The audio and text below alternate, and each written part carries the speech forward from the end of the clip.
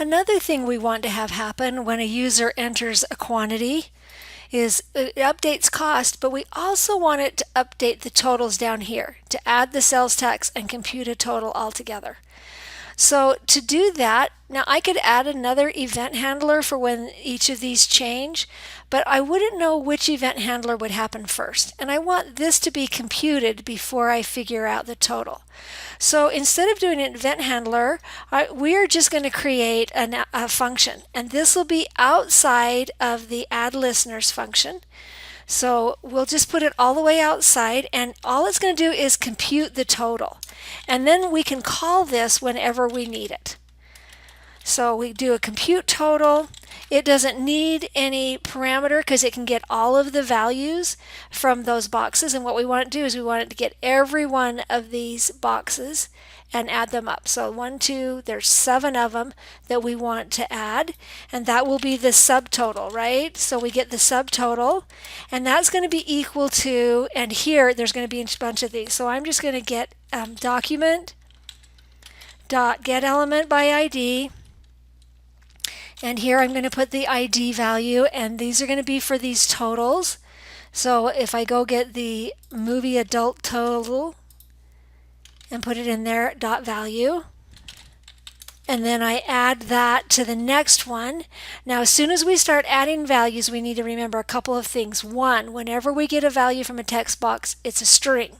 And when we add two strings together, it concatenates and it puts them back together, right? It just puts those two strings together. So we don't want it to do that.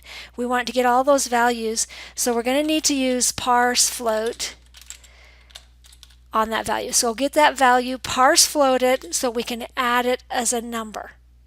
All right, we're going to do this for all of them. So here I'm going to do it again. I'm going to get parse float it and go get the next value. And the next value, how many? There were 7 of them. All right, there's 7 of them, and now I want to change all those IDs. So the first one is the movie adult total, and the next one is the movie child total. And the next one is the adult total. And you go ahead and get each one of those. I'll pause.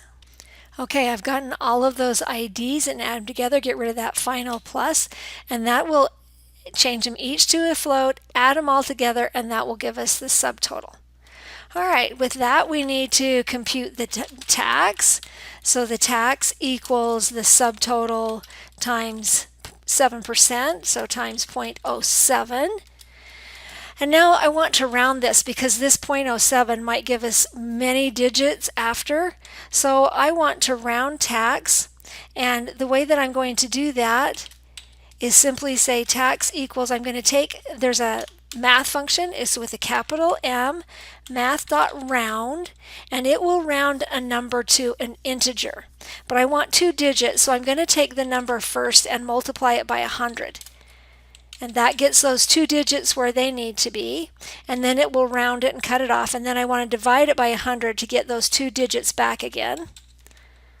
If that doesn't make sense, just use the formula and know that it works. So now I've made my tax so that it only has 2 digits of decimals, and then I can compute the total. And the total is simply the subtotal plus the tax. And now that I've computed the tax and the subtotal, those are the 2 values that I need, so I can simply write them out to those text boxes.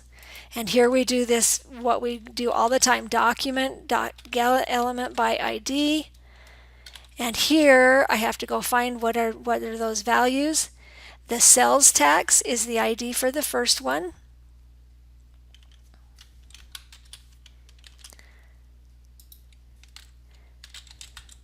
And set that equal to the tax. Then do the same thing on the next one, get the document.get element by ID. But this one I want it to be the total. So if I go find that, it's just total. And its value is equal to total. Save that and refresh. All right, let's see what happens. We've got this one working. Let's add a 5 there. It updates the cost, and it didn't update our total. Here we have a function, but we haven't called it anywhere. So we need to go back up in our event handler that handles that adult movie tickets, and after it computes everything, then it needs to call that function. And the way that it calls it is just the name of the function and the open and close parens. So let's save that and come back and refresh. Let's see if it works this time. Enter a value here. It updates the cost, adds the sales tax, and adds the total. Notice on this sales tax, we want these to be exactly 2 digits. So it did the rounding for us. It got rid of extra digits, but we want this to really display with 2 digits. So let's add that here. We'll add our toFixed function and say we want specifically 2 digits. And let's go ahead, that total, we always want total to also be toFixed to 2. All right, now let's refresh it. Try again. Add 5. It updates the cost, updates the sales tax, and prints it with that 0 so it looks like dollars and cents, and the total. And there you go.